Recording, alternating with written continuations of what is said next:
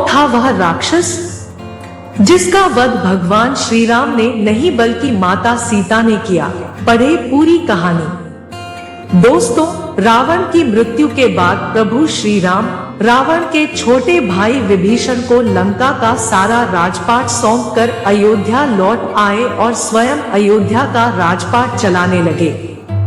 एक दिन जब प्रभु श्री राम अपनी राजसभा में बैठे थे, उसी समय अचानक लंका के राजा विभीषण भी राजसभा में पहुंच गए। सभा में पहुंचते ही विभीषण प्रभु श्री राम से गुहार लगाकर कहने लगे कि हे प्रभु, मेरी रक्षा कीजिए। लंका में कुंभकर्ण का पुत्र मूलकासुर आफत मचा रखा है। कुंभकर्ण का पुत्र था मूलकासुर। विभीषण ने प्रभु श्री राम को बताया कि कुंभकर्ण का यह मूलकासुर नामक पुत्र असल में मूल नक्षत्र में पैदा हुआ था, जिसकी वजह से कुंभकर्ण ने इसे जंगल में फेंकवा दिया था।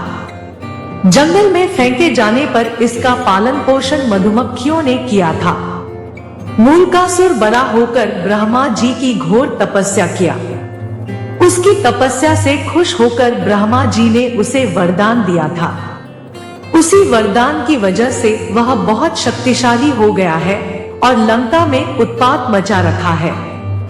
हे प्रभु, जब उसे अपने पिता के वध के बारे में पता चला तो उसने यह प्रण ले लिया कि मैं पहले धोखेबाज विभीषण को मारूंगा, इसके बाद राम को।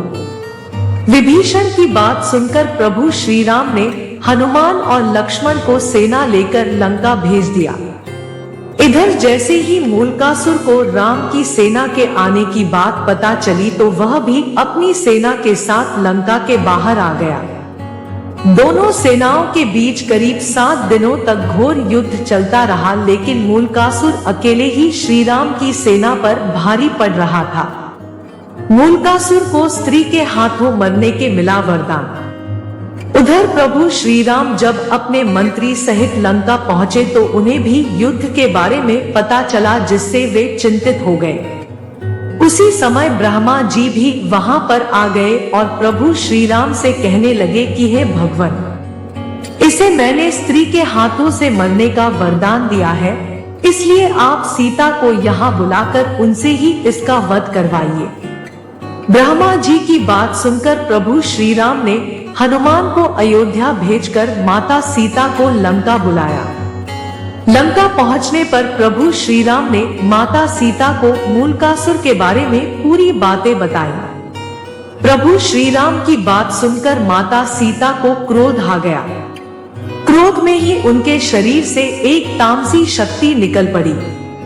यह शक्ति सीता की छाया में चंडी का रूप धारण कर लंका की तरफ चल पड़ी। सीता ने मूलकासुर पर चलाए 5 बाण।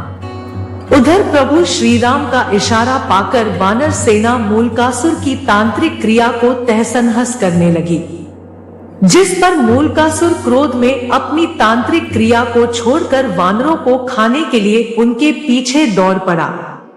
वानरों के पीछे दौड़ते दौड़ते वह युद्ध के मैदान तक आ गया।